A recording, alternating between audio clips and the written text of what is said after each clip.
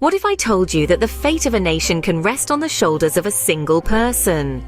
It's a bold statement, I know. But today, we dive into the book of Daniel, where we find a captivating narrative that explores the concept of confession and repentance on both a personal and national level. In Daniel 9, a man of faith, deep in prayer. His supplications are not ordinary. They are filled with admissions of guilt. Daniel acknowledges his own sins, the sins of his forefathers, and even the sins of his nation. He willingly submits to the punishment that God has meted out for these transgressions. This paints a rather complex picture. It's easy to understand the concept of individual responsibility, where one bears the consequences of their own actions. But Daniel's prayer goes beyond that. He's shouldering the sins of others, of his entire nation, even those who may not acknowledge their own wrongdoings. Daniel's actions underscore the interconnectedness of our lives.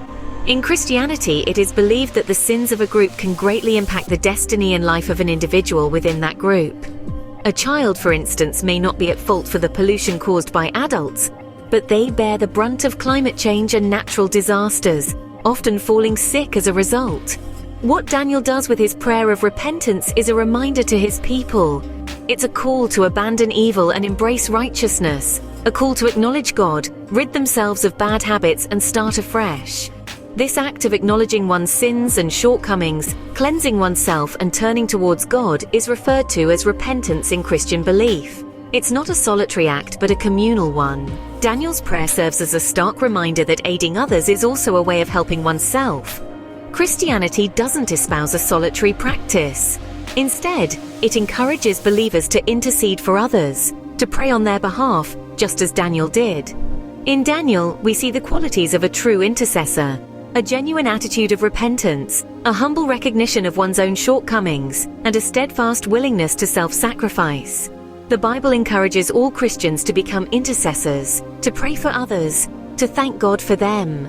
As one's heart becomes more like Christ's, it naturally expands to intercede for others, increasing the scope of one's prayers and leading to a more abundant life.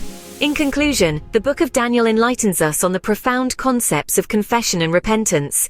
It demonstrates how these acts are not just personal but communal, how they can bring about a resurgence of faith and righteousness, and how they are integral to the Christian practice. It also highlights the role of intercessors like Daniel, individuals who bear the weight of the sins of others and intercede on their behalf. An inspiring narrative indeed, that calls us to reflect on our own actions and their impact on those around us.